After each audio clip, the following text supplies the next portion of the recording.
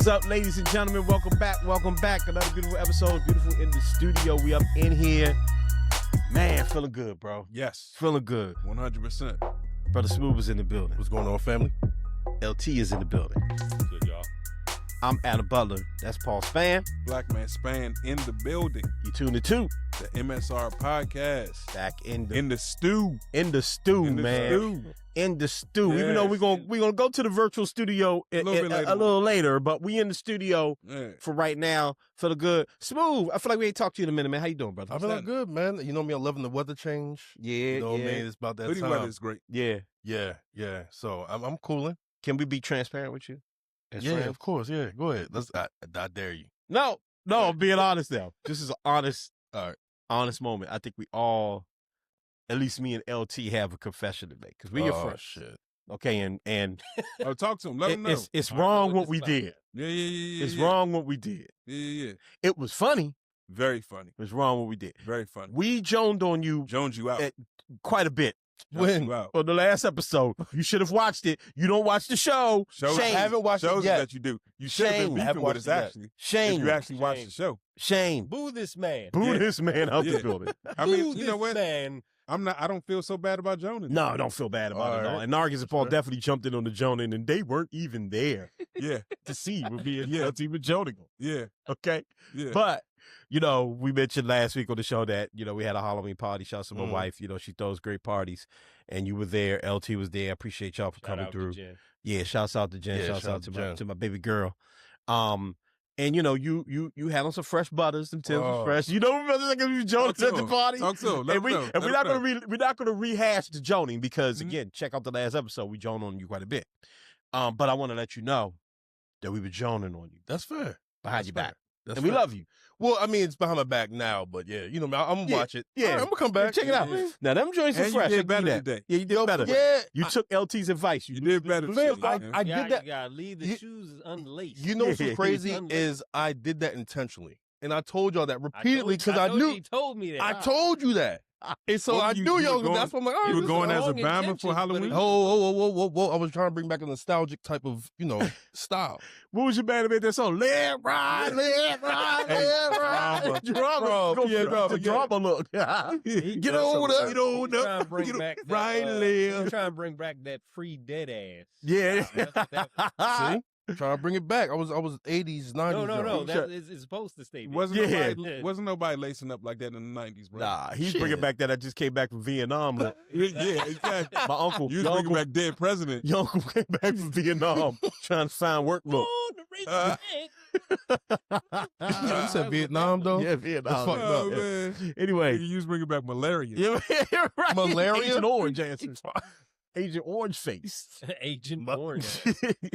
Yo, Oh, that's Project fucked up. Let's go. Kansas. we got a lot of show for you today. Indeed. Before we get to it, let's get through the stuff. Remember to follow us on all social media, MSR Tribe on Instagram, Mindstream Radio on Facebook, the MSR Pod on TikTok. Remember to subscribe to our Patreon, MSR Tribe or MSR Pod, whichever one. You can search both ways. Mhm. About to be populating the Patreon very soon. We got a couple things up already, but we're going to get more Yeah. on Patreon very soon. So we appreciate Subscribe, anybody go that's get that. Absolutely. We appreciate any of you. Remember to hit that notification bell and subscribe to us if you're watching on YouTube and if you're listening to us on podcasts. We definitely want to get those podcast numbers up. I know a lot of people Fool really, with us. yeah, we've really been focused on YouTube.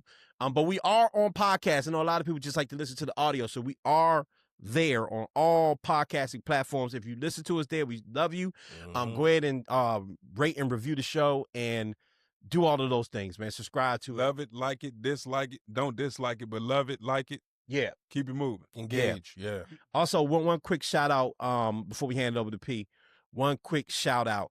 I want to shout out my man Destin. Shout outs to Tutelage. Hooked me up with this jersey, the Cartier. You seen people wearing these joints, man. Big things going on with Destin out there, man, out in Ohio and all of the people out in the Midwest. Shouts out to my folks, man. Shop Tutelage. Got some dope stuff. I got another shirt coming from Tutelage coming real soon. All right. Now that jersey looking real smooth. Appreciate you. Real Appreciate smooth. you. I mean, so Shouts you're gonna out, be the bro. only one that's keep up the good getting work. Yeah. You gonna be the only one getting merch? I'm gonna have to. I'm gonna have to You the only one getting merch? Jersey Nah, doing a lot of the heavy lifting for him. Hey, listen, hey man, that's why we get good, why we buy good clothes. You know what I mean? It covers up all the blemishes and all the flaws. And Right, all right. around the rest of it. Right. Definitely. A homegirl KG coming up in a few. We got a dope interview about what's going on with the shutdown and SNAP benefits and all of that stuff. We'll get to that a little bit later, and then we're going to be talking about hip hop not being in the top 40 for the first time in over 30 years. Crazy. This is interesting. We're going to get into it a little later. Before that, though, Paul Spann, what's on your mind, brother? Today, when we aired this episode, November the 3rd, 2001, and you know very well, you know me for years. I got in a car accident November the 3rd. A lot of our old audience, before we took our hiatus, really already knows the story. Maybe some of the new audience may not know. Got into a car accident in 2001, broke my neck, severed my spinal cord, left me paralyzed from mid-chest down. I was 22 years old at the time. My son was probably about 1.5, maybe going on 2 years old. And now we are I guess 24 years later. When I met you in what, 02? I think we met like 02. 02. 02, something like that. Right after when I Maybe met you, 03. I was probably about a year or two after my accident. You was wearing Jabot jeans. I was a wide. Paul was one of the freshest. Paul been fresh. He was. I say that jokingly and lovingly because Jabots are funny now, but back then Paul had the Jabot jeans. We was like, cuz with the Jabots and the throwbacks though, fresh as hell. Go ahead, P. So, but I saw on Instagram recently. There's a young lady, and her Instagram name is Iconic Beauty Bar. She has a son, S.J. Williams, and he goes by Will Life with S.J. Last June, he was involved in a diving accident, and he's now a quadriplegic, and he's like myself, paralyzed from his chest down. And I just wanted to give encouragement, and later on we can put up his GoFundMe, different things for the young man for sure. But I just wanted to give encouragement to him and his mother in particular, in knowing that firstly, young man, I champion your resolve and the different messages that you're putting up, the vulnerabilities that you're exposing and helping a lot of people. My journey has really been something that I'm really proud of, for one. When all these things first happened to me, the only thing that I could think about, I was probably in the ICU for about 3.5 months. And during that whole time, the only thing that I could think about was my child, and say, God, please leave me here to raise my son. And some 24 years later, he's still here doing absolutely wonderful. I have grandchildren. And I'm overtly blessed. Even for this young man, like I know some of the things that you're going through, and for all those people out there that are differently abled, whether it be mentally, whether it be physically, just want to let you know that that you're fully seen, and I'm so grateful for all of the nuances and new things of ADA accessibilities and how things are more celebrated, and there's so much more inclusion. I'm concerned, obviously, for what's going on currently, and that's going to be impacting so many people. So I just want to encourage you, SJ, that's SJ Williams, and your mom. Keep doing what you're doing. If there's anything that I could possibly do for you guys, just hit my inbox and just let me know. But to all the people that may be dealing with things like this, stay encouraged. Know that your mind is your strongest asset, your strongest weapon. As long as you have functioning brain activity and breath in your lungs, there should be nothing to stop you from anything. So keep going. There it is. I like that. There it is, man. MP, we love you. No doubt. You always an inspiration, man. You know what I'm saying? So we always appreciate you sharing your story. Always, brother. Most you know definitely. what it is, man. That's a strong thing to do. You know what I mean? So, and we'll No get doubt. back to the Jonan in a moment. But Most definitely. keep it. Most definitely. Keep it. Back of my mind. Yeah. We all want to Joan, but we're not going to go Joan Not right time. right now. You know what I mean? Right. Yeah, you can't be all Like, serious. let's You know get what I'm back saying? on shit. It's the perfect time. Gotta be serious for at least a little bit. Yeah. At least 5 minutes of serious. About And it- 5 minutes. 5 minutes is 3 minutes, maybe. Exactly what you guys are talking about is honestly the most perfect thing, though, man. Laughter and all of those things. And like I Yeah. said, like this young man shared a lot of vulnerabilities at 14, and I really champion his resolve. Like I really do. Yeah, shouts out to him, man. Real Yeah. talk. That's a beautiful thing. Yeah. Beautiful thing. All right. A lot of show coming up, so let's get to our interview with Kirstin Garriss, an award-winning political journalist based out of Washington, D.C., with experience in local and national newsrooms. Currently, KG, what we call her, No doubt. is the host and author of Here's the Deal with KG, a Substack and TikTok news series. She joined us to talk about the shutdown, to talk about SNAP benefits. Super informative. We really let her, run the show for real. We asked questions. She answered and explained beautifully. She's coming up right now.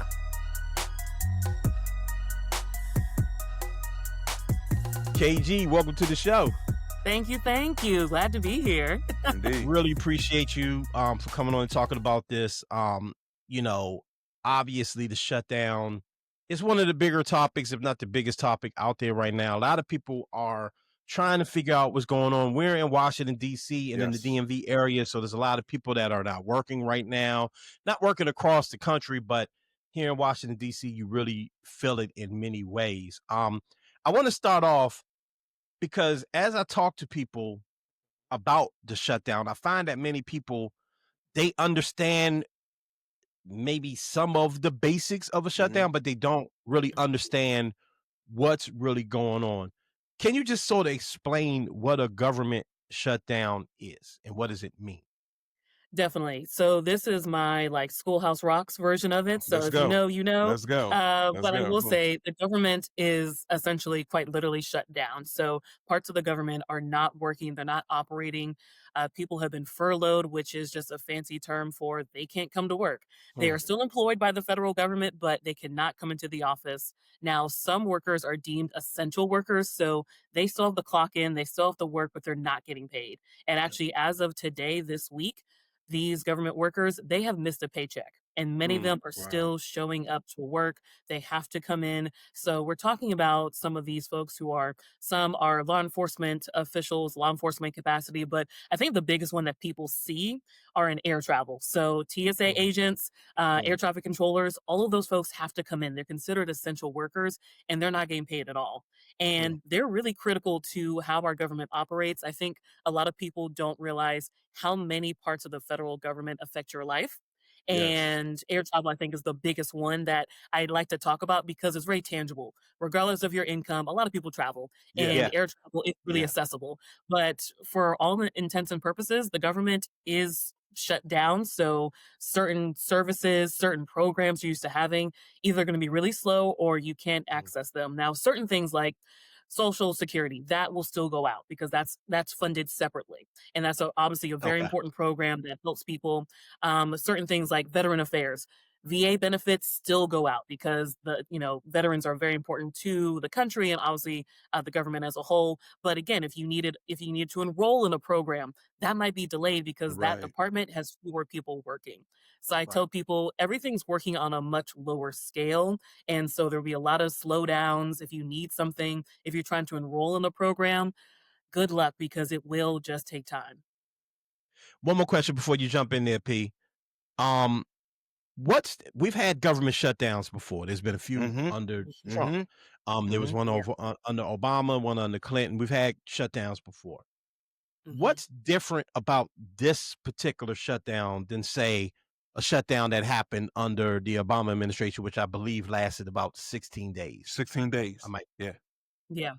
No, for sure. Every shutdown, it varies, and we've had them under administrations of both Democrat and Republican. So this is not something that is unique to any one party. I was actually in Memphis covering the last shutdown, the one that lasted from 2018 to 2019. That is currently the longest shutdown on record at 35 days.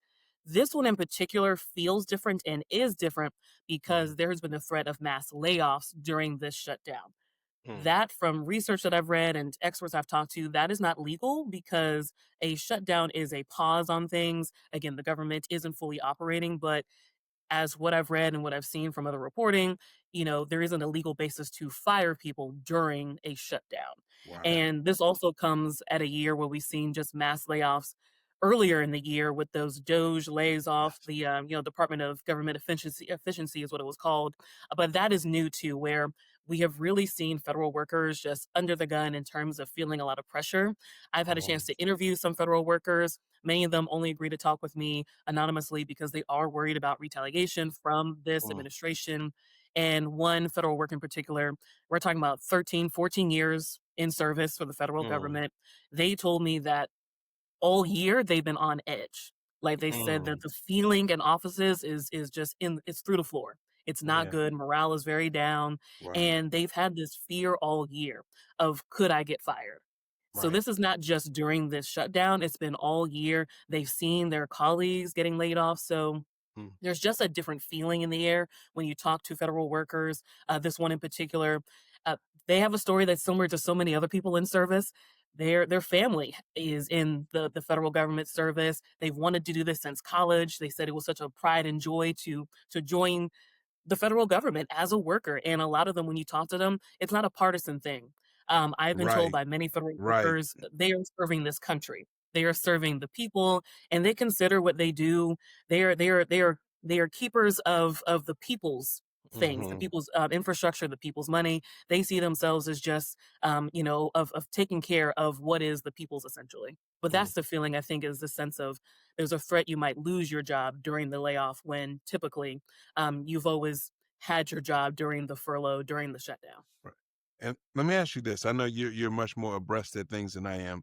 Has there ever been other administration where they vehemently talked about denying people their pay whenever when the government comes back in session? So this is something that's actually fairly new based on what I have read. So during the previous shutdown, the 2018 to 2019 one, there was actually a law that was signed by then President Donald Trump during his first administration that would actually guarantee back pay. So that was something that was established during the last shutdown that federal workers would receive back pay. However, this does not apply to federal contractors per se. So that is something to keep in mind that not everyone will receive back pay. And this includes sometimes those who are the, like janitorial staff, they may not be considered in that category of getting back pay. So there still will be individuals who still won't be really made whole after this shutdown ends and the government reopens. So, but as of the last shutdown, that was a law that was actually passed to make sure That people got this their didn't back. happen. Wow. Cool. Wow. Yikes. Wow. Stuff always rolls downhill, and whenever there's issues in the country, it seems like black folks catch the brunt of it. Talk to me about some of the federal employees that are black folks and how that impacts them. Yeah, so I mean, it's no question. We're, African Americans. We're not taking over the US map here. But while we make up only 13% of the US population, Black workers make up nearly 20% of the federal workforce. So it is very much something that affects our community at higher rates disproportionately. Our Black community will be affected by the shutdown, the fact that many people have been laid off. A lot of the federal workers that I've talked to have been people of color. And so, I mean, I think it's also even just colloquially, when you think about it, the federal path was not my path, but I remember Right. growing up hearing people talk Oh, about you get a good government job, you're gonna Anywhere have pension from around here. holidays. Yep, exactly. And that's just, I mean, I'm from North Carolina. It's just all over. I feel like it's a conversation that many have. And so I think that is also, this is anecdotal, but that's really, I think, why we see a lot of, our community is in the federal service because that is something that is talked about. It is, again, often a job that is stable and one that is consistent and one that many people take pride in, that you do work for the US government and that you can do so many different things. It's not just, again, working in the White House, working in the Capitol. There are all these agencies. But I think at the heart of it, I want people to remember that this is about people. So I know even in my reporting, I try to always bring it back to the people impacted. So just thinking about numbers alone, this shutdown is also happening after we've seen 300,000 Black women leave the workforce, and that is often through layoffs. So that is something to take into consideration that, the Black workers as a whole have been going through so much this year in particular.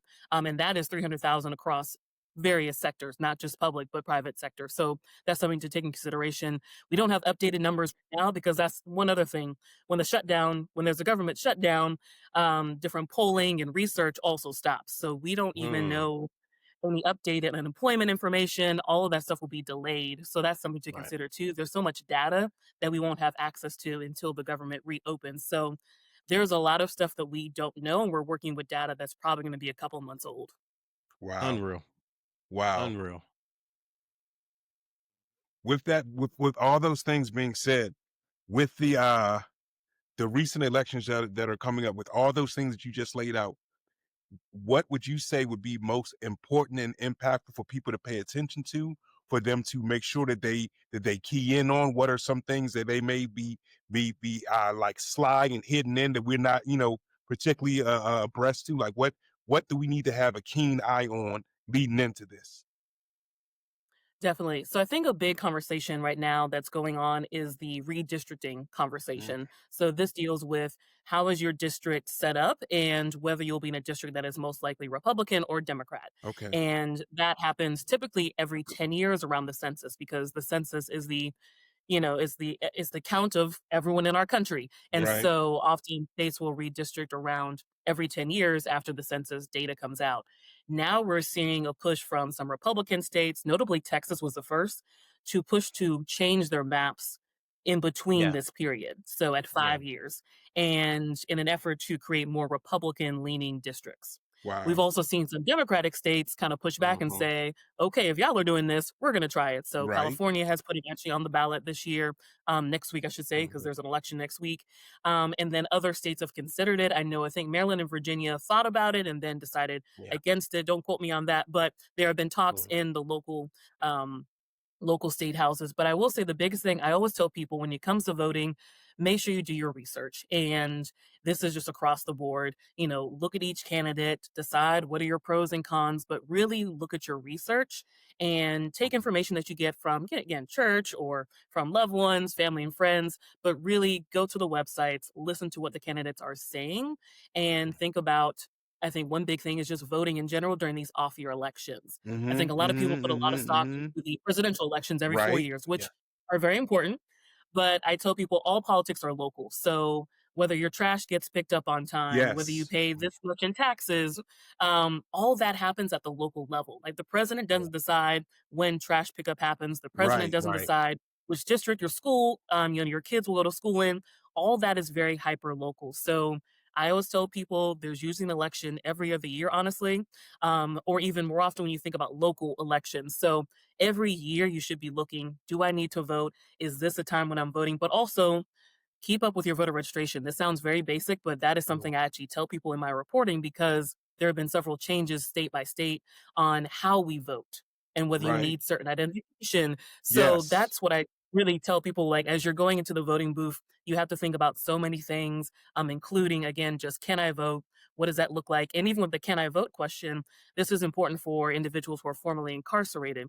Some states Wow. you can you can regain the right to And vote, that's good to but you know. but you have to go through certain, it varies per state. So it's one of those things, there's no national standard for how you regain or restore the right to vote is a better term for it. But in many states, you can restore your right to vote after you've been incarcerated. So that's something And to also that's consider. awesome. I didn't even know that Mhm. that was even a possibility for certain sectors.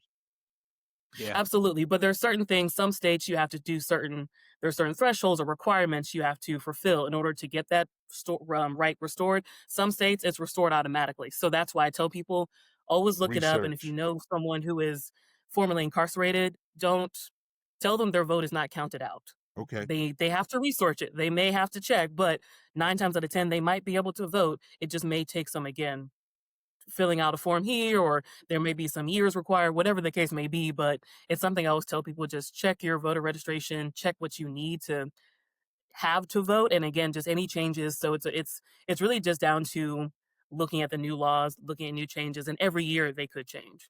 Okay. Yeah. Yeah. So we're recording this on October 30th. Mhm. By the time this show comes out, SNAP benefits may be incredibly impacted by what's going on. Everybody's been talking about SNAP. There's a lot of angst around it. Explain what SNAP benefits are and why they may be in danger. Come to first. Yeah. So the big thing is SNAP is one program that affects so many people. the large majority are low income families, but it's 42 million people across the country. And one stat that I found this week after talking to experts, 1 in 8 Americans use SNAP to buy groceries. So if you think about 1 in 8, if you did anything today, went to the grocery store, ran an errand, you probably ran into 20 people who rely on SNAP benefits. So Right, keep right. that 1 in 8 kind of figure in mind, because I think that helps kind of really humanize who is on SNAP benefits. Additionally, this is a program that really helps a lot of people. So those who are just who have disabilities, are elderly, but also a lot of children. So I know in doing some research, about 65,000 kids are on SNAP. So or receive food because of SNAP benefits. So that's just a really big like overall picture of who is affected by this. Yeah. And I know a lot of people often say, "Oh, well, they can rely on food banks." Yes and no. Food banks, yes, are always there to support the community, but food banks have also been going through a lot this year. They lost federal funding earlier this year, like a lot of different organizations and agencies, and food banks have been tapped heavily because we're in the middle of the shutdown. So Right. you have so many people who are relying on food banks right now, and so they're bracing for just this influx of people possibly coming in and needing support. But there is some relief, and this is where I'll tell people, you watch my TikToks, always got some notes because Go again, I for want it. y'all to have facts. Let's Okay. go. But at least if we're in the DMV area, I'm going to break it down for at least the DC area. But Thank you. between DC, Maryland, and Virginia, there's more than 1.6 million people who rely on SNAP. Wow. That's a lot of folks in our little, I mean, our states are not that big and DC is a city. So, Yeah. but that's just how many people right now rely on those benefits. If you're in this area, you will get support. So as of today, DC said they will be using city reserve funds to help cover the federal portion of the SNAP benefits. So we're talking about roughly $29 million that will be going for those who live in DC.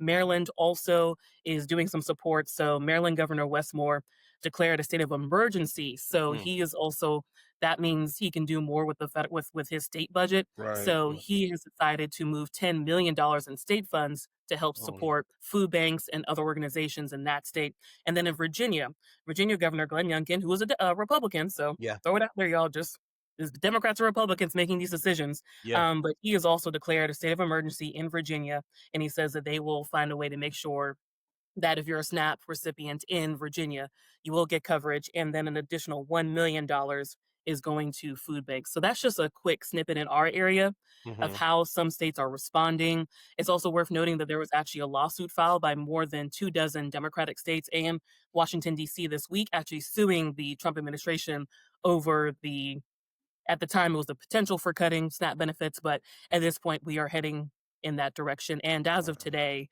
Thursday, October 30th, the Senate has left DC and they won't be back until Monday. So Beautiful. we can assume that SNAP benefits will expire on this weekend. Wow. Yeah.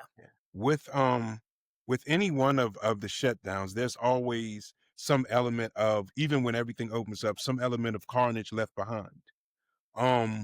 What do you not what do you think, but throughout your research and what you've known from the past, how do you see, even once this is open back up, what do you see as the impact, and how catastrophic it could be, even with things moving forward? Yeah. Well, with any shutdown, it takes time to just get things back in order. Again, think about it. This is a shutdown. So if you've turned something off for a while, you're turning off your computer and you go away for a month, it takes a while to reboot. Right. That's essentially what's happening again. But what's interesting, we actually just got new numbers this week from the Nonpartisan Congressional Budget Office. This is basically an office that's dedicated to crunching the numbers for any kind of federal issue. And so this office has just put out kind of estimates for how much the US economy is losing during the shutdown. And it's right now between $7 to $14 billion total. So if the shutdown had ended this week, the US economy would have lost $7 billion. If it continues through November, the end of November, we're looking at 14 million. So that is literally new information as of this week. And that is something to consider. So that's the financial loss already of what the economy is going through, but also just think about the human cost of it. People have had to survive without a paycheck for, at this point, we're going into more than a month, and We don't know people's individual situations, whether they have been able to afford rent, groceries, utilities. I mean, that is something we all live in this area. We know that the rent is high and it's Yes. not going anymore. And so that's something to consider too, is that there'll be costs that we can't calculate because they're so individual. But I always like to remind people that with any shutdown, people are missing a paycheck Yeah. and other bills, they are still trying to cover those other bills as they come up. Yikes. Well, okay. Listen, So a lot to consider there. I know. yeah, yeah, yeah, definitely a lot to consider. And it's a developing story, obviously. Last question from me would be, this feels like it may be one of the longer shutdowns we've had. Uh, Mhm. what has to happen in order for it to end? What are the Democrats asking for? What are the Republicans asking for? What deal needs to be struck, or from what you learned, you think may need to be struck in order to bring this to an end? Yeah, well, at the heart of this, you have to have compromise. I mean, that's Mhm. I've covered Capitol Hill for years. Compromise is at the heart of any end to a government shutdown. And at the heart of this really impasse is healthcare. So, Mhm. for those who haven't been following, basically, Democrats have decided that healthcare is their line in the sand. They have said, we are not, they've been standing on business on this one topic since the beginning of the shutdown. And their whole position is there are some healthcare subsidies for the Affordable Care Act that will expire at the end of this year. And they want an extension on those subsidies to keep the Affordable Care Act marketplace plans more affordable. So, for those who don't know, it's also known as Obamacare. So, again, throwback Yeah. to the Obama days. Mhm. But Yeah. that Affordable Care Act marketplace, this gives people healthcare who don't get it through their job or don't qualify for like Medicaid or Medicare. Right. And we're talking 4 million people who rely on the Affordable Care Act. So, this is a lot of folks. And Yeah. these healthcare subsidies that are set to expire at the end of the year, they are preventing premiums from going up significantly. Mhm. And so I think also what we're watching, I think we could, I should say, see Mhm. some compromise soon because this month, November, is really going to be telling because you have SNAP benefits that are going to expire. That's one.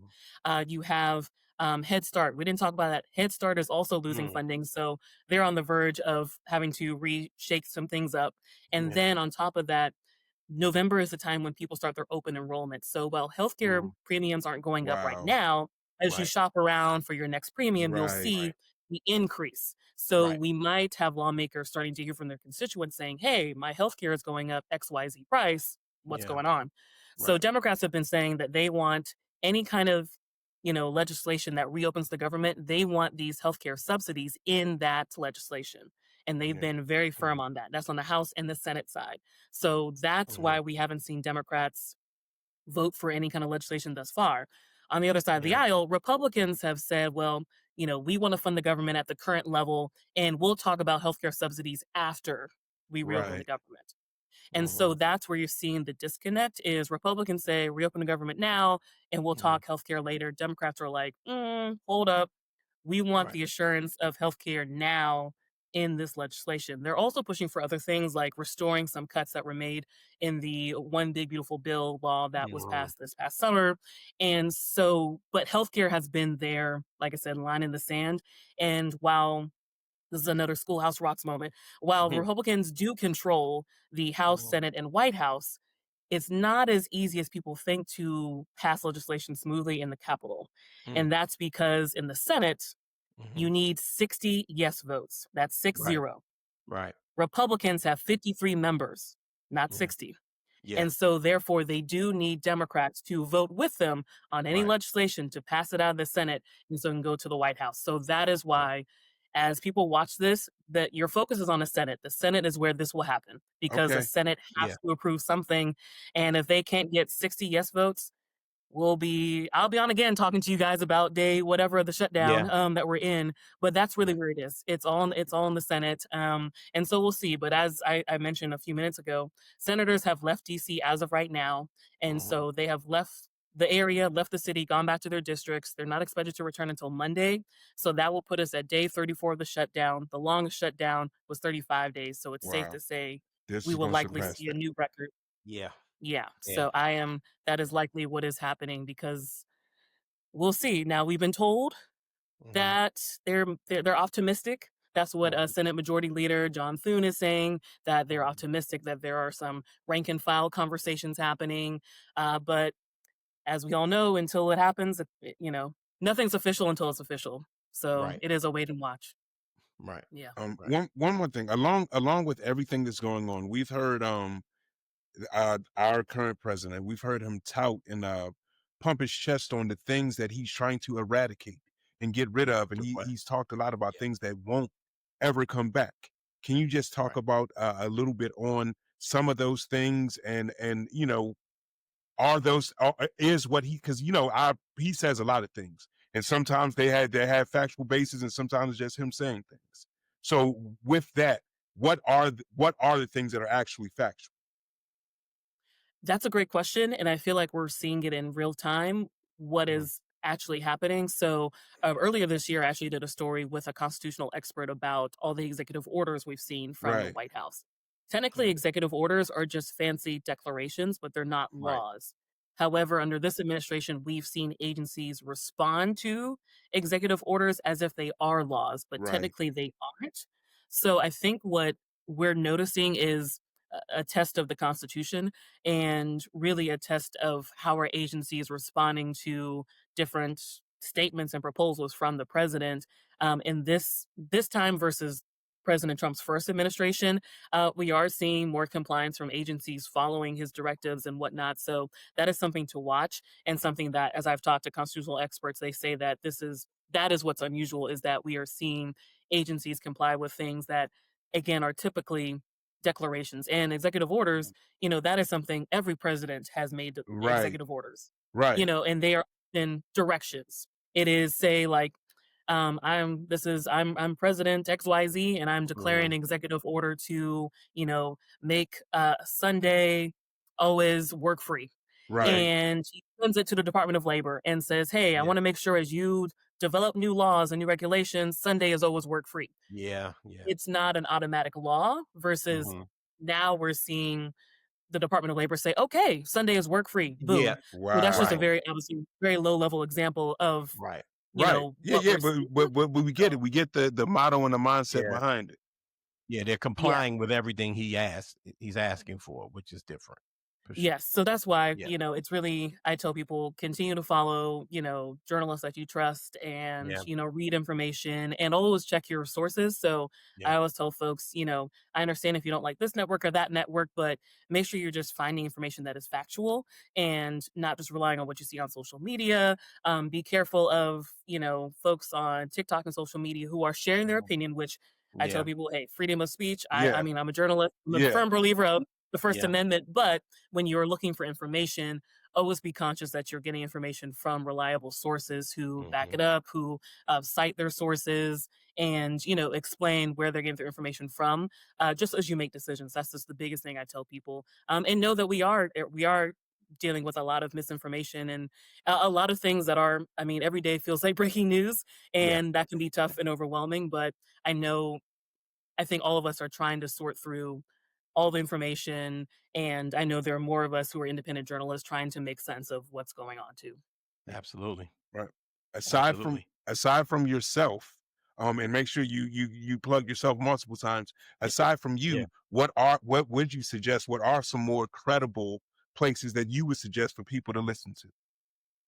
Yes, definitely. Well, obviously, I appreciate you guys having me on. So here's the deal with KG. I'm on Substack, TikTok, and everything in between, because I do see the value in trying to make sure people have places to go. I always tell people the Associated Press, AP, is the gold standard for news. They have always been accurate and first, but most importantly, accurate. And that's something I tell people. That's something I learned in journalism school, is no one will remember who was first, but they'll remember who was right and who was wrong. So that's one institution you can always look to for, and I've never worked for the Associated Press. This is a free plug. But it's more, I look to them for information too, and their journalists are phenomenal. So I tell people that is, one institution that I still look at. And also it's a journalism institution that has held their ground despite attacks to the press we've seen this year. And that is something I tell people that has been, there, if you see a journalist or a journalist, definitely lift them up, because it is tough when our profession, our industry, Being has been, attacked. and we are, there are a lot of journalists who are doing their best every day and really making an effort to make sure the full story is told. So that is something I told people, definitely be kind in Yeah. inboxes. You Mhm. send something like, if Yeah. I think, at least I'll speak for myself, but if I make a mistake or an error, yes, please send me that note. I want to make sure Yeah. information is correct, but Yeah. just being rude or mean in the inbox, y'all, Not the please move. don't. So Yeah. yeah, Yeah. just, it's not, because we're trying to figure out a lot. So yeah, that's Yeah. that's my TED talk. I'm I'm not gonna with go it. too much. I'm with Yeah. it. I'm with it. Look, I'm it's with a Yes. it. lot. It's a lot going on, but here's the deal with KG, a Substack and TikTok news source. Check it out. KG, thank you so much for joining us. Greatly We will appreciate it. have you back on if you're willing to come back on, because you're wealth of knowledge, and the news will not stop and the information will not stop. So we Indeed. appreciate you so Indeed. much. Thank you so much for joining us. Yes, no, thank you, thank you, thank you. Really appreciate it. Thank And you. while I'm not from DC, I'm still Team Commanders. Okay, I Let's know how to. go. Go. Let's go. Listen, I Listen. get Listen. it, I get it. Okay, May I say I one don't thing? know football. May I say one Yes, go thing? ahead. Aside from your gorgeous crown that I absolutely love, you Thank you. just made two real big homies right here. Like, that's what I'm talking about. Hey, Thank you very much. hey. See, I know how to read the room. I saw the Let's There you background. go. go. Let's go. Hey, you welcome whenever. Yeah. Shouts Yeah. out to the commander.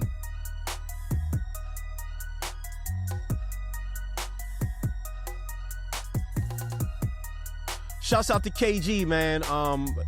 Super dope. She's gonna be on the show more often. We're gonna have her on, man. She's like I mean, it's just really good to have somebody that could just come in and just really break things down, not editorialize, but just really let us know what's going on, what you need to know, why it's important, why it isn't. Yeah.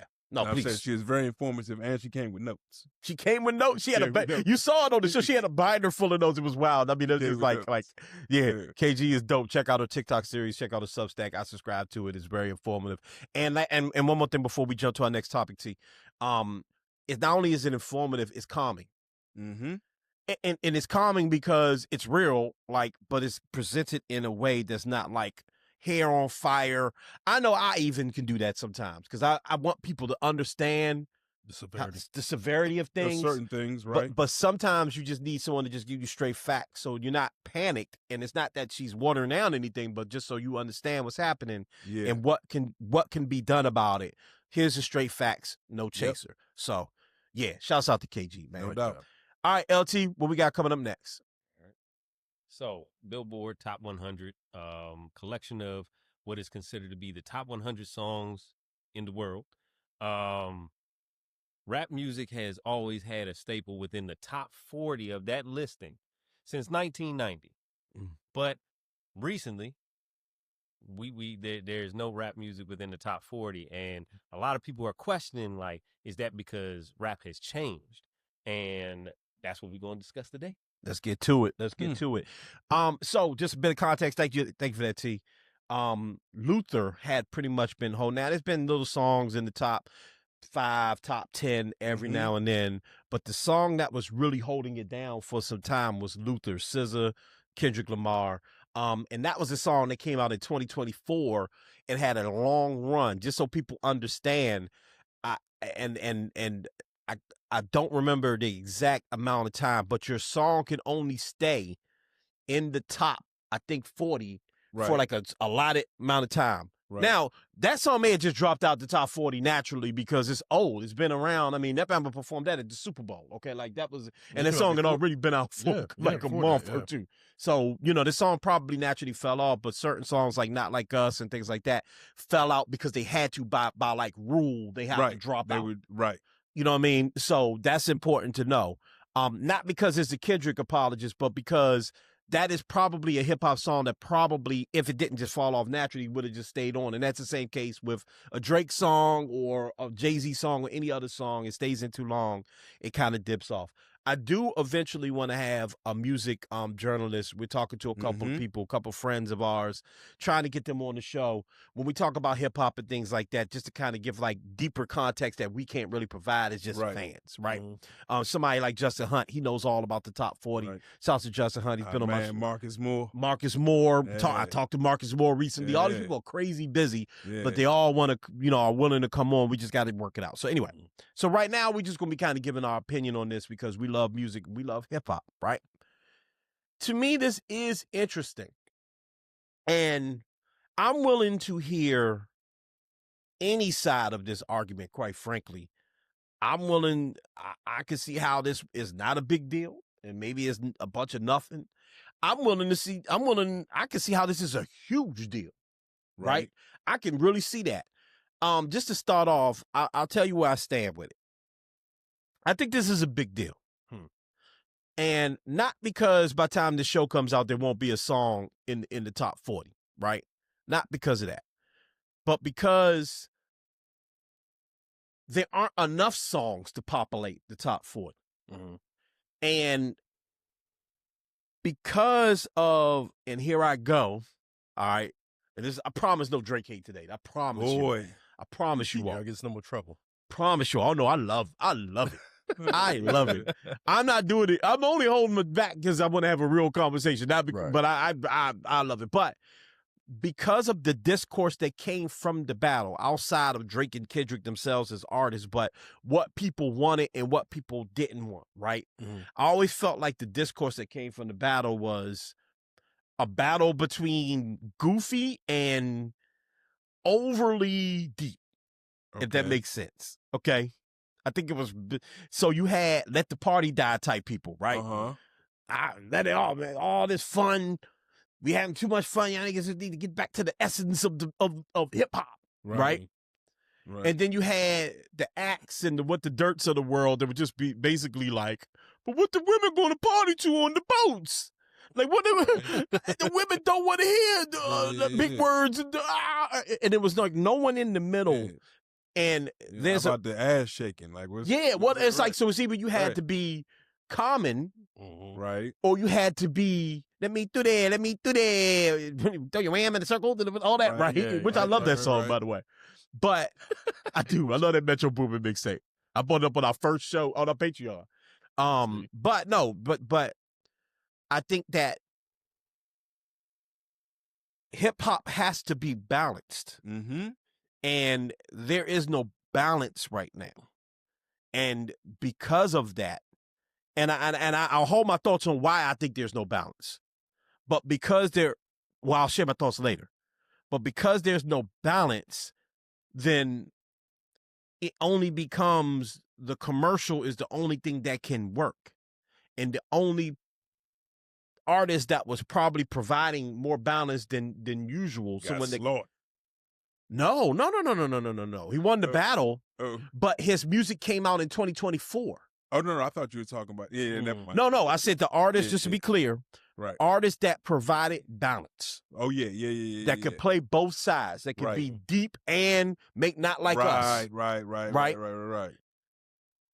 Made music in 2024, and his music was keeping things afloat for a year, and those songs are naturally going to fall off. That is not a Drake diss, by the way. That's just a top tier artist that could do a thing that most top tier artists were able to do, including Drake, by the way, for a decade.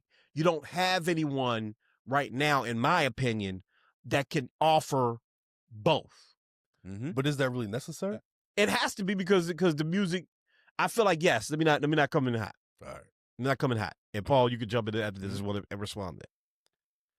I think it has to be necessary that you have to have, not every artist, right?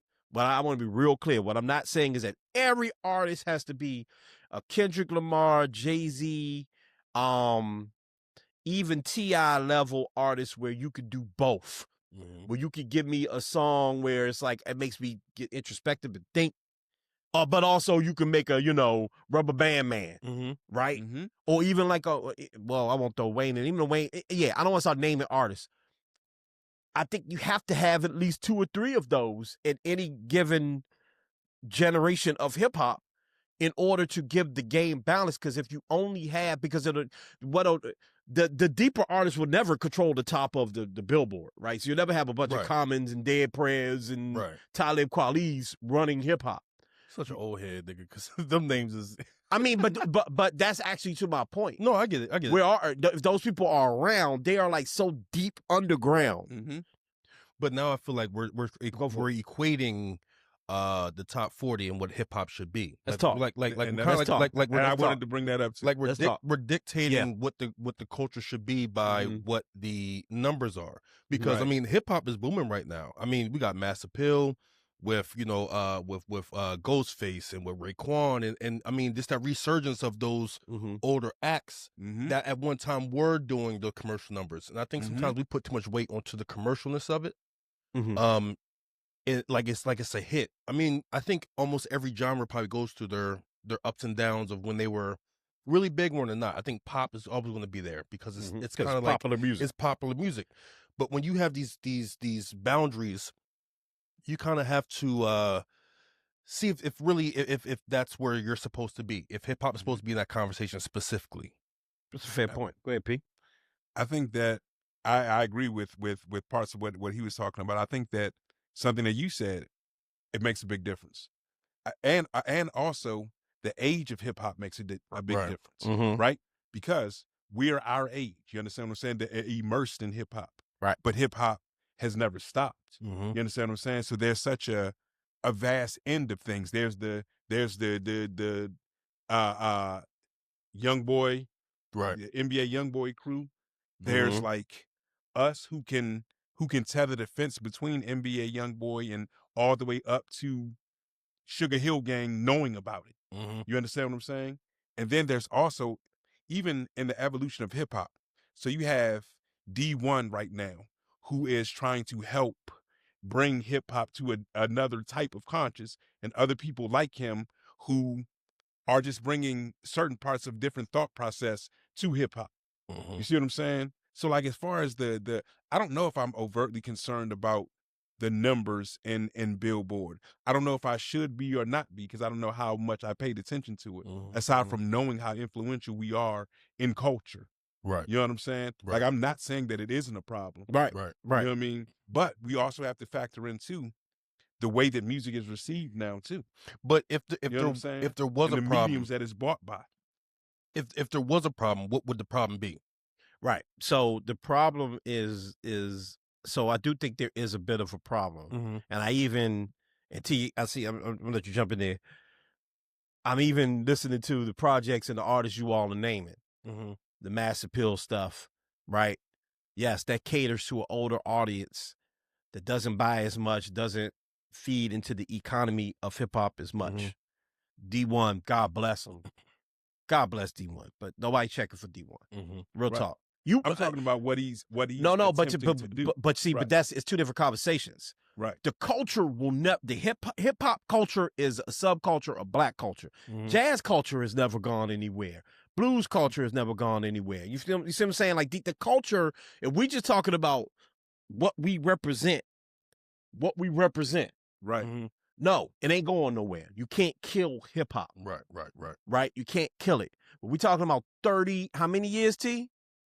It was 35. 35 years. I am 43. You are 38. You are 37. Okay?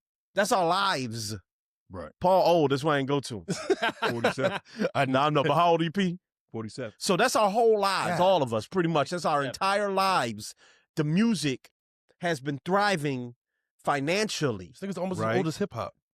Yeah. But you see what I'm trying to say? But even for me and Paul, who are older, right? So like for y'all were like 2 years old since the last time there was nobody in it. You know, I'm 5 or 6 or something like that. Paul is math, 30. You know what I'm trying to say, right? Point is, this is basically our entire lives. So it's real easy for us to be like, it don't matter. It's always mattered our entire lives, right? The economy of it. And I'm talking about the music, the culture. And so that's what I'm saying. Like I get how we can get And I like this because there's so many angles to it. Because what I'm Right. not trying to do is come out of here just trying to convince everybody that everything is doom and gloom. Right. But I think that what I've been seeing for the past 5, so it's been a lot of old head conversations going on. T, and come right to you. It's been a lot of old head conversations going on, right? And we've been talking about where we think hip hop is, where we think what we think should be on top, what we think shouldn't be, right? Right. That mass appeal stuff. Mm-hmm. Great point. Mass appeal is Nas has got a thing going on. He just released a Big L record. They just did a Mobb Deep record. Yeah. They got a Raekwon Slick Rick record. They got a Marvel comic book series coming out. All of this is dope, but it's catered to us. Right. Right. And the press on it isn't as strong as the NBA Youngboy tour or whatever. Right. And so I don't know if there's worse music coming out. I think that's a conversation we can have. I'm wondering if the people that are responsible for promoting hip hop, right? You talk about 30 plus years, Rap City, Complex, Source Magazine, Big Boy. The people who were the ambassadors of hip hop who were here to talk about hip hop weren't academics. Weren't right. What's the Dirt? Weren't Adam 22? Weren't Vlad? Weren't what's the little dude we just talked about a couple weeks ago that is backtracking on Trump? The white boy, the streamer. Weren't some of the streamers? Aiden Ross, right? Even the streamers aren't claiming to be hip hop journalists, but they are being forced to be the voices of hip hop, right? Like Casanat has never claimed to be a hip hop journalist, so I'm not going to go on Casanat, right? But everybody got to go on Casanat because Casanat got the biggest platform. So I think that there's a multi-tiered, and I don't want to just talk the whole time. So T, you next. There's a multi-tiered issue that does impact the money, which funds the artists, which funds the culture from music. To keep it out there. Go ahead, T, share your opinion on this. So, like Smooth said eloquently earlier, that we're trying to, navigate to what hip hop should be. Like folks at our age or older, people that were there at the invention of hip hop. Right. But as soon as hip hop was invented, since then, there have been small branches, and this is all styles of music, by the way. Yeah. It becomes like that multiverse of branches, genres, where it's just different types of rap, different types of hip hop. You know what I'm saying? Like, I mean, Biz Markie, he was the one that was like the first to hit the top 40 in the Billboard 100, right? And it was "You Say I'm Just a Friend." Right. And we all know that ain't like the gangster rap like we hear from Nas and Jay-Z and a couple of others, or it's more that jaunty, like poppy rap, hip hop. But that's what it's still hip hop, it's still part of that realm, you know what I'm saying? So what it is that what I'm thinking is, like, I agree with Smooth, like, are we trying to just make sure that it's a specific type of hip hop, or are we allowing hip hop to grow and expand? And, I don't know who's at Billboard making these decisions, but it's almost like, are they just like thinking that way, or are they just letting hip hop like, grow into the thing that it's grown into? Like we got new types of hip hop. Absolutely. You know what I'm saying? So yeah, especially like when we spoke about like Youngboy. Yeah. I mean, Youngboy right now is going on like a stadium tour, and yeah, a coworker of mine who's younger than me, because she loves him. She explained to me that he was locked up. The ladies love NBA Youngboy. Right, they do. He was locked up for so long. He was just releasing all this music, and so this is the first time people are able to see him on tour. Yeah, so like it's a really big moment. Okay, and I see that, right. At first, I'm like, I didn't understand like how this person who doesn't have any records I ever heard is doing a stadium tour, right? But to that point, hip hop is getting away from the major labels, which means that all the independent labels are doing everything on their own. So that big push for the marketing, that big push for those things aren't there anymore. Whereas though, like with pop artists, the Taylor Swifts of the world, I mean, they are getting those major backings from those larger corporations and that money. I think hip hop right now is just kind of experiencing, like what LT was saying, with the different branches of hip hop. Right. But who's managing that? It's the individual people, it's the individual teams, and not at one time the Def Jams and the Columbias and those other big people that was able to kind of, to your point, dictate and move and kind of move the culture to where it needed to be. Right now, it's kind of like the Wild Wild West. It's a great point. PIT, I just want to say this real quick. It's a great point. T brought up something that I've been talking about for, ever. Okay, I mean, I'm sure I was talking about this back in 01. Genres of hip hop. I think that if there's a fall, and don't get it twisted, music genres fall off. Okay, we talked about this recently. Rock and roll, when we were coming up, heavy metal, rock and roll music was all, every commercial, it was like a rock and roll. Every movie was about a rock and roll guy, rock and roll, right? Pop music was rock and roll music. We was talking about like the whole anti-hip hop, is Drake this, is Drake that thing. We talked about how like Doja Cat, if she probably would have came out in the 80s, she probably just would be like a singer. Because that was the popular music to make. So she just makes popular music, hip hop music. Justin Bieber has a hip hop feel to him because hip hop music is popular. If he came out in the 70s or 80s, he'd be a disco dude or whatever, right? Music genres fall off. So I'm not saying anyone in this room is, but I don't think we should be so flippant about like, it's going to be okay. Like, shit falls off. Culture never dies. There's metalheads to this day. But you don't think it's too soon to make that assessment? I think everything has a beginning. Everything has a beginning. One day, I mean, in 1992, if you would have told a dude that Metallica and Pantera and all these groups 10 years from now won't be the move. Good point. He'd be surprised because everything on MTV, these dudes was staying. I mean, and again, no one falls off that hard. Metallica go on tour right now. I mean, they doing numbers. Yeah. They performing at the Vatican. You know what I'm saying? So I don't want to exaggerate. I don't want to talk too long because I know people want to jump in. The genre thing is important to me because the point I was trying to make about fall offs is that these things start long time ago. I think that hip hop has been in a bottle because people are refusing to acknowledge the other types of hip hop music. And in radio play, which isn't as important now, you know what I mean? But streams and things like that, and the gatekeepers that talk about hip hop, they don't talk about D1. They don't talk about, yo, I could go to BlurredCon and literally see a rapper up there that's like whole like that's fire, and he raps about like anime, or he has a whole, and it's like the whole crowd knows who he is or who she is, right? But that person doesn't get the play or get the push that they should because there's no station dedicated. So other genres of music, right? Speaking about rock and roll, P, you got alternative rock, you got punk rock, you got metal, you got heavy metal, you got soft rock, you've got I mean I could go on. There's all sorts of electric rock, all sorts of stuff. Hip hop has yet to get there. We know them because we know, you know what I mean? But like there's no crunk station, there's no you know what I mean? It's just like I think that like I fully understand what you're saying, but I think that with this element of renaissance and nuance, that a small bit of that confusion comes in. And I'm not saying that it's not a big deal. What I'm saying is maybe it has to do with the fact that all of these things are happening right now. And it broadens like you have like a person like La Russell. You understand what I'm saying? Who goes, but you have like multiple other people like him. But why isn't that music charting?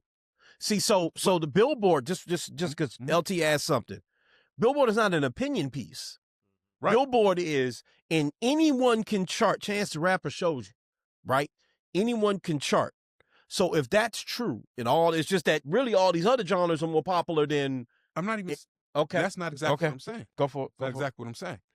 What I'm saying exactly is the fact that currently with all of those things happen. You understand what I'm saying? I think it takes away from the like with people that are independent, with people that are finding new ways to get music out and purposefully bypassing certain things that it is taking away from it. I'm not saying that they still can't chart, but I don't know if everyone's if that's what they're trying to do, because if they've curated if they've curated ways like LaRussell makes money. Yeah, but LaRussell, I don't think that's happening like that. I think we want to believe that everybody has found this new way to usurp and get around the industry. I don't believe that. I don't believe that it's a bunch of, it's just what it is, just like a rack of independent artists. And no, I think like we keep bringing up LaRussell. LaRussell has a dope live show, and he's learned how to make money off of doing live shows everywhere. Mm-hmm. Right. The way you have to get your music out there and sell your music is through the streams. And the streaming companies have become the labels. Spotify, right. Apple, they have become the labels, right? They make curated playlists, all of these things. And this is why I do want to have like a Justin Hunter, somebody on, because they can really break this stuff down in a way that I can't. But from what I understand, from what I understand is that like Spotify, like the streamers, they are in control of what goes up, right? Mm-hmm. So, but if what we're talking about is like, oh, but all these people have figured out how to like get around the system. That right? Isn't like completely what I'm saying. I'm saying it but I feel like that's what other people are saying. I know what you're saying something a little bit different, and I understand that. But I think that well, I don't want to cut you. You make your point, and then I'll attack everyone else. No, I'm just saying that could be contributing factors in it. That's all that. But I'm asking. I guess I'm asking, not to be argumentative. I'm asking because I guess I don't really understand. I don't really get what you're saying. Like, what could be the contributing factor to? I'm saying, what? Okay, so for whatever reasons. Mm-hmm. Right, people like there have been like gatekeepers to getting your music out. You understand what I'm saying? Right. And so along those lines, even if we were to say due to the pandemic or other things, people have figured out a way to get music out. Right. You understand what I'm saying? And what I'm saying is some people they focus more in on their core audience and curating money that way to whereas and I'm not saying that they don't want Billboard hits. I'm not saying that at all. To whereas they are sustaining themselves truly through that. That's all that I'm saying. Right. And maybe that contributes to why Billboard isn't booming the same. I'm you know what I'm saying? Like I'm not a expert. I'm just saying. Yeah. I know. I know. That it may. I know. And so I'm saying, then why wouldn't that be the case with country music or pop music? Like, because it's going to impact everybody. So I think with that, to your point, I wonder if hip hop is too dynamic in terms of like, so for example, a lot of our spurting off of hip hop is regional based. So I don't know if the other genres had to deal with that same barrier, right? Like Oakland rock, like how we have to do, right? Yeah. So it's kind of like it's our turn. So it's like the East Coast turn, it's the West Coast turn, it's the Midwest turn, it's the Southern turn, and so I think that kind of makes things a little bit more difficult to kind of maybe wrap your head around it in terms of how we're delivering the music, because a lot of things are regionally based in versus we're just consuming the music, right? Right. I feel you. I feel what y'all saying. Go ahead, Tim. And so basically, I just looked it up because I was saying, like, I don't know what determines. Right. But, so the Billboard charts are determined by a formula of physical and digital sales, radio play, as well as, streaming. So, like we said, we brought up Spotify and some of the other ones. So really, it's really based on that formula, like who's really listening to this and who's really listening to that. Right. How are you listening to these things? You know right. what I'm saying? Right. Not to put anybody out there, but, there's probably a lot of people that are listening to things but aren't paying to listen. Facts. To Right. Yes. things like Yes. that. Yes. So Facts. that affects it as well. You know what I'm Yes. saying? I think that hip hop and rap in general, it's like that's one of those genres of music that people, I'm not gonna lie, people pirate. I feel like people pirate that genre the most. Yeah. You know what I'm hip-hop? saying? Like people are literally like, oh yeah, like let me get this mixtape for free on Right. Dat Piff when it was, the thing back in the day, Mhm. or something like that. You know what I'm saying? Like there's no Dat Piff for country music that I know of. Right. There's no Dat Piff for Right. pop Yeah. music that I know. Yeah. But, There's no country mixtapes. Yeah, exactly. So Right. That we know of. That we know of. Right. Yeah. Right, Yeah. right, Yeah. right. it's basically, like, I think what's happening is I think like we as a people are still listening to these things, and you know, like if it was like just solely based on like what people say, like, oh yeah, I like this, blank, blank, blank, then yeah, we like rap would never leave. I think rap would never leave the top 50. You know, in my opinion. Right. Can I add something too? I think because you just brought up something again and made me think, and it's a bit of the, I don't know if it's the elephant in the room for y'all. It's the elephant in the room for me. White people. White people. Okay? White people aren't listening as much as they used to. Now, I'm not saying, oh my God, let's go get the white people back. That's not what I'm saying. That's not what I'm saying. But because, so I'll leave that for a second. I'll let you all chew on that for me. Okay? You brought up how people listen, and you said something. You said physical sales, digital sales, radio play. Radio play. That's the main one, bro. Yeah. That's the main Now, I worked in radio. Yes. For years. My wife and I both worked in radio. My wife and I still are probably one of the few humans that still in the morning listen to the radio. Really? Okay? Because we just so used to, and my wife, she worked on the sales side, and then so she like points out commercial flaws, and I point out playlist flaws and production flaws often. It's like a terrible habit of it's boring. I'm not gonna get all into it. But so y'all be in the houses geeking together. Geeking.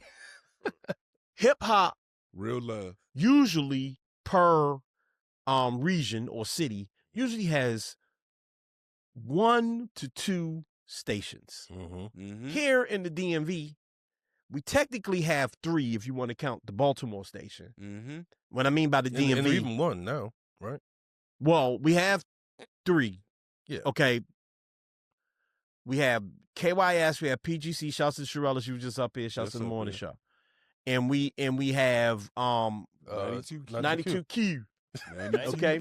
And that's the Baltimore station. So Baltimore has 1. Okay.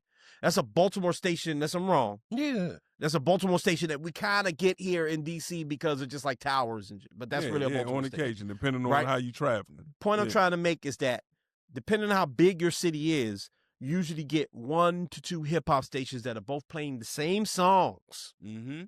Okay. It's a lot of politics and a lot of things that go into how music gets on the radio and all this and that. But what those radio stations don't do is split their music up into genres. Okay? They play what's hot. Right. Here in DC, we have another station, 102.3 Magic, which is the 40 and up station. Okay? Every now and then, they'll play an old school hip hop song. They'll play some Biggie. They'll play a little bit of Heavy D, you know, something like that. They don't. So the Mass Appeal stuff ain't getting played. Nobody's playing the new Raekwon. Nobody's playing the new Big L. Nobody's playing Jay Electronica, who just dropped 2 albums. Nobody's playing Freddie Gibbs. Nobody's playing the Clips, really. Yep. On the radio That's the point I was trying to make with the radio stuff. Okay. So this is where I get upset about. And that's why I'm trying my hardest not to be argumentative, because I understand y'all points about like the Russell's thriving. You know, this artist is thriving by finding a nice little niche, little carved out way to just like make it. I know I'm over simplifying your point, Pete, but I'm just, you know, just harping on that one piece. But how the industry funds itself and keeps the money coming in so LaRussell can be bigger than just doing, and he probably loved just, I'm pretty sure he's cool, so I don't want to pick, you know, get on LaRussell, but like that artist that wants to do what LaRussell does, but maybe more, is not just, can I get signed by a big record label and have them just sell my soul, but how can I amp my career up? So I do blame the media.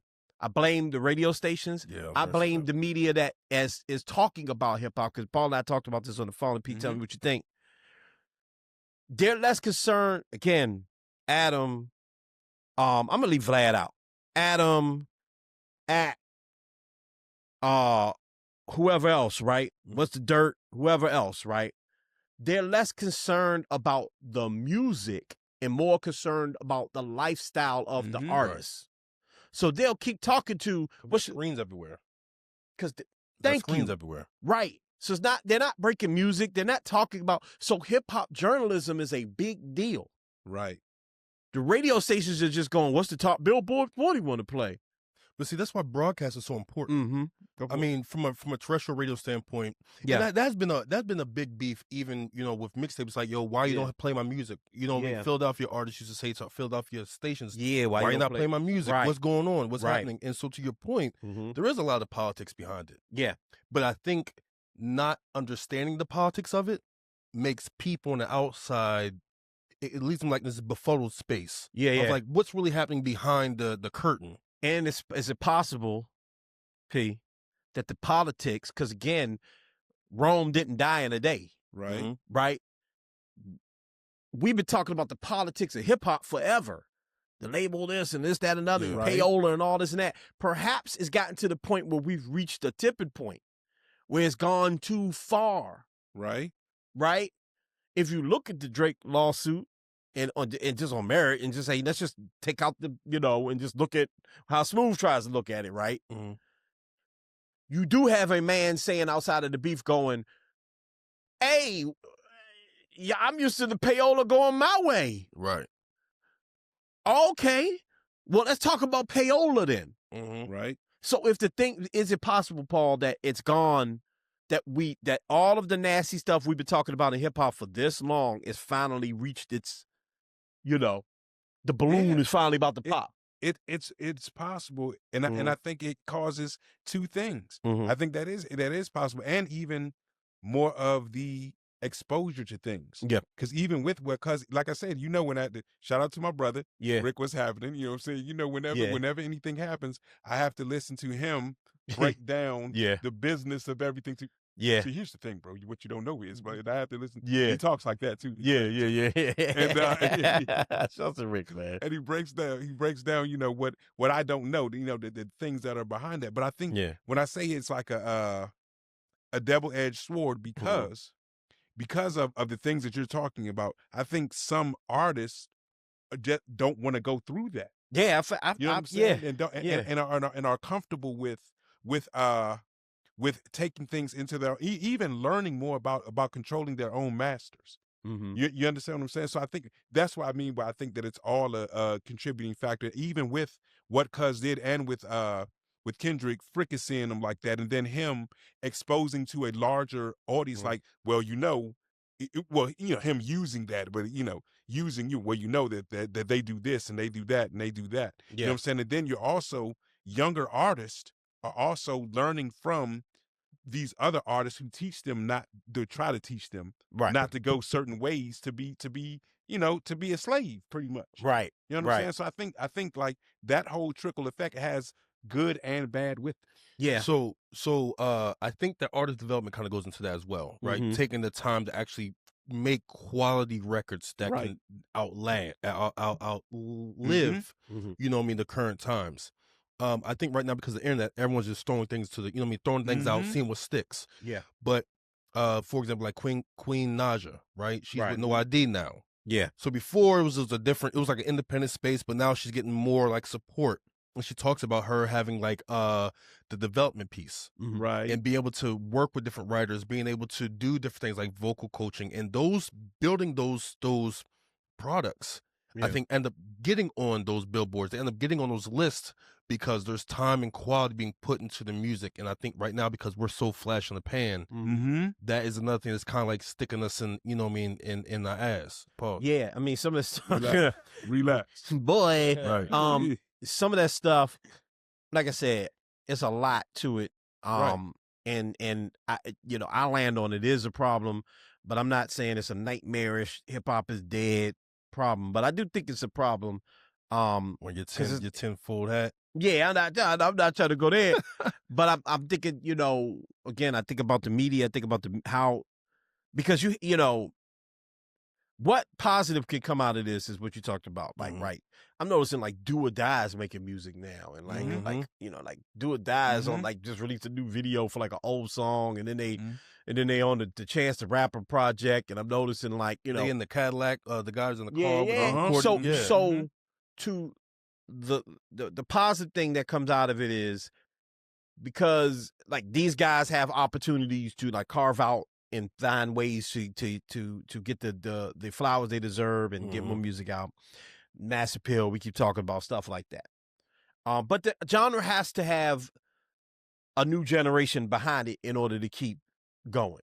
Right. Okay, it has to. I agree. That don't matter to. Yeah, I know you do. It don't matter to us so much because I get my Ghostface album. I get my you know what I mean. I get my No Limit versus Cash Money versus and they're gonna go on tour. I get that. Like for me, yes.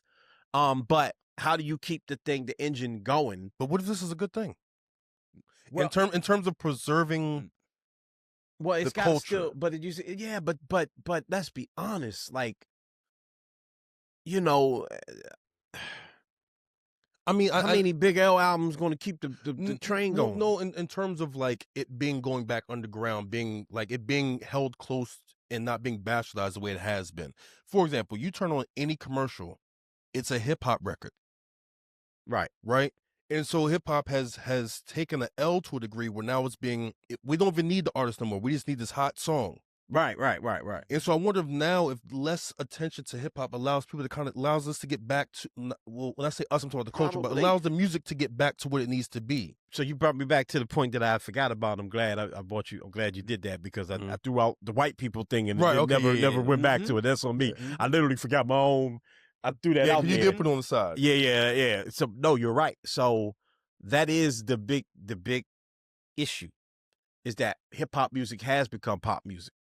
Right. And pop music is not sustainable long term. Pop music, it has different. It's like Pennywise. It can shapeshift into like different forms of. Yeah, it's like Pennywise. It's like literally like Pennywise a clown. Like it's like this evil entity that could transform into something you like. Right. Yeah, I agree. Right. So even when I bring up the people that are talking about hip hop, and I purposely left Casanat out of that, right?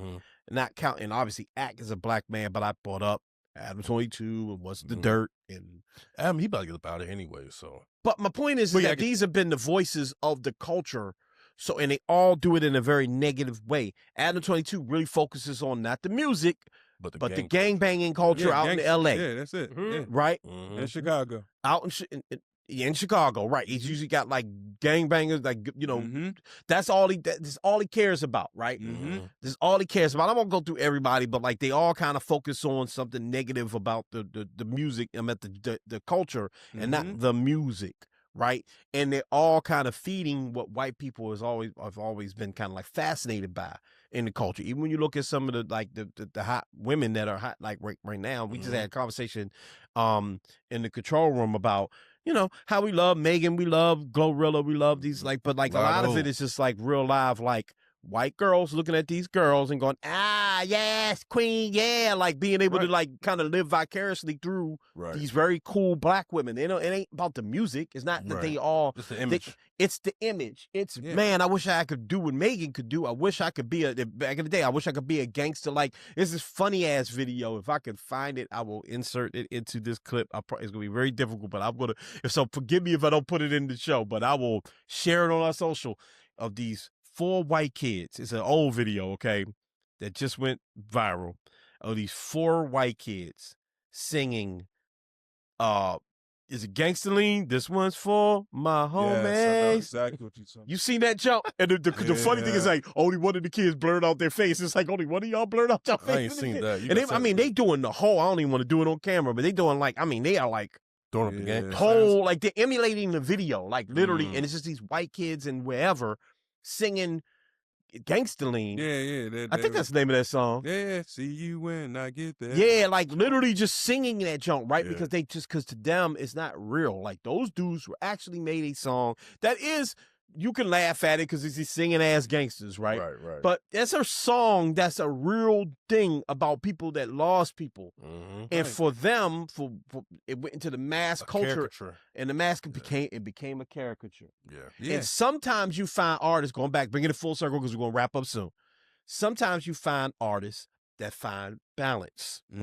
Tupac, Kendrick, KRS, Rakim, MC Hammer. Yeah, right.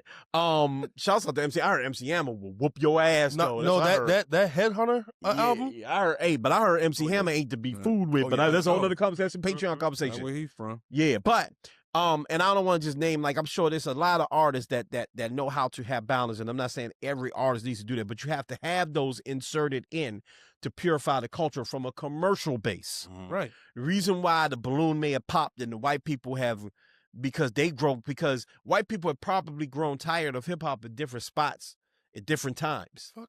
But the people, the music stays where it deserves to be, which is one of the biggest genres in the world. Not like this underground thing that we just love. It deserves to be a voice of America and a voice of the culture. And in order to do that, you have to have a younger Kendrick, a younger Pop, a younger Hove, a younger whoever that artist is that could be commercially successful. And when you artists need validity, they're valid. There artists. you go, valid artists that can make a great record. Yeah. And when I say a record, I mean an album, not like a song that could make you party, and that could also help you think, help you kiss on think. your girl. Help you kiss your girl and make love to your lady. Yeah. All of those things. They're unicorns, but you need to have a couple of them. And the issue I'm seeing right now, that I don't know who that unicorn is right now. And if that person exists, the media is not talking about them. I dig. Because they aren't what the dirt thinks they should be, which is a white guy from Canada who is a leading voice in hip hop. You understand what I'm saying? And then you also got MAGA rappers, which I don't think we got time to get into. Wait, what? Yeah. Oh, you got MAGA rappers, baby.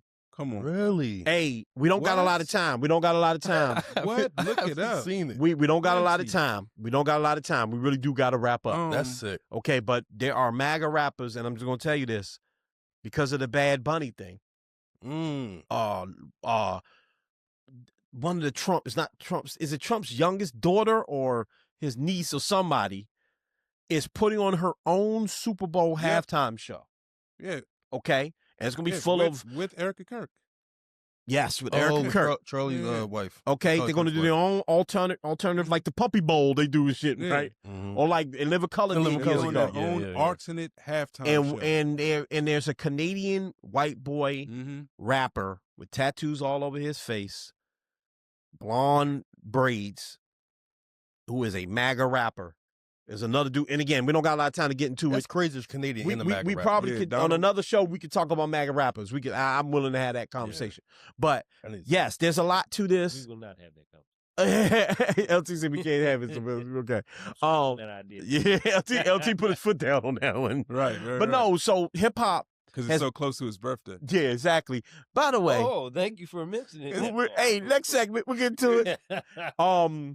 So you know, it's bastardized. So all your points, everybody's points are super valid here. I just lean more on, because just as a culture, hip hop, we are hip hop culture. We are the first generation of people, especially, all three of us are one of the first generations of people. No, not one of the first generation of people who were born into a world where that was our culture. That was everything. That hip hop we don't know anything but hip hop. Right. We're not like older cats. Is like, man, I remember when hip hop first started, but before I was listening to, you know what I mean? We know hip hop. So it ain't going to die. But I am worried about its sustainability in terms of financially and being able to get Lil Russell to an even bigger point to where he is. Not again controlling the Billboard, but just being a bigger star than he already is, and whoever else. So that's just my thoughts on it, man. We want to know yours. But you know, though, real fast. Nigga, I was wrapping up. I'm sorry, bro, but this is I'm really joking. because I think joking. Media is America's chief export. Yeah. Without black faces, what does that look like globally? Facts. That's a great question. That's what I'm saying. Like, what's that look like from how we are exporting out our media? Yeah. And you know, so I just wanted to say that because that's a great point. That's a great question too. That's something I want to think about, because that's a great question. I don't have an answer to that right now, but that's a excellent question. We want to know what you guys think. Let us know in the comments, man. What you think, man? Is hip hop in danger, or are we making, it's really just not a big deal? Somebody will be on the top 40 next week. We'll see. Right. All right. Kendrick. Right.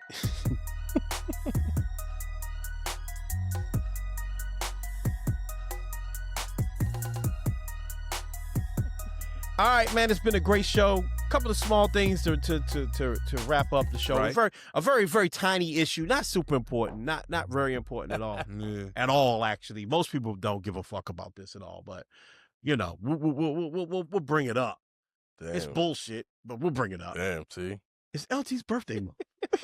Damn, That's T. T's birthday month. Not important at all. I knew. You know what I'm saying? Nah, I man. agree with the level of importance that Adam is pushing. Like, it really is not important. Again, just like with me being a handsome fella thing. Right. My Right. castmates love to bring up stuff about me, and personally, I don't like talking about it. But That's they hilarious. do, so, When exactly is your birthday there, LC? it is November 25. Okay. What you, a Capricorn? Okay. His birthday on Thanksgiving, basically. Sagittarius. Pretty much. Sagittarius. I know it's one of them And animals. yes, it falls on Thanksgiving at least every 4 or 5 So you're a years. terrorist. Yeah. That's what it is. Yeah. My Sagittarius, that's what we're called. Sagittarius. that's what it is. That's what it is. It's not like we were We're having a definitely- production meeting and Yeah. LT brought it up. It's not, that didn't happen. Not at all. Mm, Not at all. As a segment, actually. No. Yeah, it's a whole segment, by the way. It's not like we just brought up ourselves. It's not like he was like, as the viewer saw, like, it was brought up by Paul. You know what I'm saying? I'm just saying. Like, Wonder I where said I got the absolutely idea. nothing. yo, I Yo, said Paul absolutely said you was born during No Nut November. what? I don't even know why that's funny, but it's funny. That only applies for people that weren't born. Yeah, exactly. I get to do right. It don't even make sense. Right. I get to do it all. Y'all niggas. He was immaculate conception. Right. Nah, man. Shouts out to you, man. Obviously, as we get closer to your birthday, we gonna make sure we Most shout you out definitely. for sure, man. We appreciate you, T. You the man Yes, for sir, real, dog. bro. Your birthday is a Appreciate big you. deal, and I Appreciate y'all, man. Yeah, man. I love that y'all love me. You know, we love Yeah, you, brother. man. We love you, love you, brother. bro. We love you, man. You do All right, love me, bro. as we wrap up, Shut that shit up. Halloween was last week. And Paul was cussing about What was he like? Paul was like, under his cussing the man out though. God. Like under Shut his the breath. fuck He up. said, Damn. he said, shut that shit up. Wait, gift on candy? We love you. Huh? What, gift on candy he was calling? No, he was cussing LT out as I was Yeah, yeah, yeah. transitioning. Oh. We was giving Oh. him too much love. Yeah. yeah. It was just harsh. It was a little harsh. You know what I'm saying? But no, man. Real talk, real quick. Halloween just passed. We did our Halloween shows. We put out everybody's Halloween clip and everything. What you guys do, man? What y'all get into Halloween? Real quick, Pete. What you get into? Only thing I got into on Halloween was the attitude. because What? because of Desmond Bain not Oh. getting the 1 point that I needed. That's the only thing I got yeah. into. Gambling on Halloween was upset. Yeah, well, That was it. That's I'm all sorry I you had did. a bad But Halloween. however, my granddaughter yeah. was a doctor, and I have a million pictures of her looking Aw. exponentially cute, and I'll put those up a little bit later on. Not exactly sure if my grandson had Halloween as of yet. He's been doing a smidge of wilding out Oh. at school. So I'm not Oh. exactly sure. So I may have pictures of him or I may not. Malachi, get yourself together. Yeah, we asked you. We asked you what you did for Halloween, not your grandchildren. Did anybody ask That's what I about did. that? I was just mad. All I did was get upset. No, I'm just joking. That's dope, man. Shut that shit. LT. So my daughter was Elsa, but Makai was Straw Hat Luffy from One Piece. That's a smart man. That's Yeah. a smart Straw Hat man. who? I figure you don't know who it is. Why you ask? That's what, I mean, I hear what you Shout said. out to- It's an anime character. Yeah. Oh, shit, yeah, I know, yeah. Yeah, exactly. you My know. bad. What you do? What you get to, LT? Goku. So He was the same thing. Right. Yesterday, during the day, went to the gym. Had my mini scream mask. I got like 4 of them I collected over the course Psychopath. of years. Yeah. And I kept excusing myself from the workout to be like, oh, I'm gonna go to the bathroom real quick and come in with a new mask. So it was like it was regular screen, chrome screen, like literally chrome Whole silver. production. Yeah.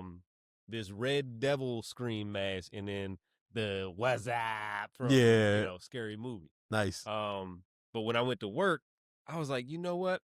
Let me change it up a little bit. Mm-hmm. I changed it up and put on a Jason mask and had a hatchet and just walked into work with the Jason mask the whole time. And it was funny because I was the only one dressed up. Oh, my And God. so everybody was like trying to figure out who it was. I'm like, it's me. Like most people were like, oh yeah, I could figure it out just the way you walk or whatever. Yeah. But other people were like legitimately like I popped up behind my director Oh my and was God. like, good morning. And she was like, huh. And I was like, yeah, no, it's me. Calm down. Oh my God. So, and then later that night, like last night, went to this, DMV anime club. Shout out to them. They had like a little, Halloween party, and I was dressed up as the 7th Hokage, Boruto's dad, aka Naruto. So that's what I did That name sounds familiar. yesterday. It was an eventful day. Definitely, was around a lot of the lovely Halloween costumes. I can only imagine. I'm sure. Yeah, you I'm can sure. imagine. It's great. You'll be dreaming about it tonight. Nigga going He crazy. got lost in his Right. words. Just remembering, like, Hey, we still on air, but, no, T. but shout out to everybody. Everybody did a good job with their costumes and everything, for real. But yeah, had a good time with my peeps, and that's how. That's what's up, man. What you get into, Smooth? Took little Prince Charming trunk or treating. Yeah, Nice. trunk or treat's dope. Yeah, it was at nice. a school. Yeah. He was a little disappointed. You know what I mean? That there was gonna be more fun activities. You know what I mean? Right, But right. be all right, nigga. You be all right, yeah, exactly. You be all right. You be all right, man. Anybody worried about you, Get some bro? candy. Oh yeah, he got some candy. He definitely got some candy. Thought he would have more fun. You know what I mean? But he wanted to have more fun. I think he Yeah. wanted to show off his costume a little bit Spin a more. little I'm bit, like, dog, right, you right, have right. 4 different costumes to pick from. Like, There wasn't nobody around there for him to be charming on. Maybe. I can dig it. I can dig it. Nah, man, it was a good time though. That was my first time ever doing like a trunk or treat. Yeah, And you know what I mean? People who would like decorate their trunks, yeah, literally. Yeah. I think it's really, really dope. Yeah. I think it's a safe way for you know Yep. kids to still get that Yep. experience and still understand like community. And so shout out to like all of the schools and PTAs or PTOs No doubt. or No all the doubt. organizations, the community organizations that have these things for kids. Including So the they don't have to go churches from door that to door. do it. Like, Yeah. like shout out to those churches that aren't like, so Christian or so involved in, Right. the religion that they're like, oh yeah, we don't want to celebrate this holiday that's just Right. really supposed to be fun for the kids. Right. And Right. shut it down for them, make it like a thing of like, oh no, don't you ever celebrate this, Yeah. like, cause I got grown friends who were grown up, around that. And now they just like, oh no, you can't celebrate the devil's holiday. Yeah. It's like, it's really not a devil's Yeah, holiday. it's just Right, fun, man. right. We have fun, bro. Yeah, We you have know, fun. it's all perspective. But yeah, I Yeah, mean, whatever. I you know, And people I- believe in the things they believe, and for Yeah. the ones that do what they do, that's what they do. But I'll tell you like this: my neighborhood has been absolutely dead in the vein of trick or treaters for 20 some odd years. I think it has to do with the fact that a lot more mall stuff is done. Yeah. a lot more trick or trunk and all those things. Niggas don't be owning I'm homes. talking about, bruh. I mean, years. Like not a kid. Yeah. You know what I'm saying? Yeah. Yeah, exactly. Be lifting them. Exactly. Because That's he's buying all this candy. Right. Nobody buy my Man, kids. nah, I don't even buy. I know they aren't. I coming. set the don't have to bucket buy no candy. outside. Right. I would be really upset Now, if a resurgence of it happened, because I never get it, because I know it's never going to happen. See, that's Right. more sad than the 40 the hip hop bill on the 40 list conversation to me. Is like people not being able to do like trick or treat. Like this shit was fun when you yeah, was younger. it was. You know what I mean? It was fun. Yeah, dead in my You neighborhood. like you can go to neighborhoods and just Yeah. you know what I mean. You went to a different neighborhood, knock on the door. Yeah. Everybody's participating. Yeah. You know what I mean? If they didn't have the night light, the light Yeah. on the The outside. light on. Yeah, exactly. Yeah. So one thing I want to say Yeah. about that too is that what I've noticed is that it's more so, and we used to talk about this when we were younger, right? You're gonna go to the place that gives out either the most candy Or the best candy. or The better we candy. call full bars. Mm-hmm. Not the snack size, Little joints, not the apples, miniatures. not You the get- the yeah. dental Oh, you wanted equipment, the not full-size unisex Snickers. Right, city, right. but literally full bars. So what I've been noticing is either people doing trunk or treat, Bars.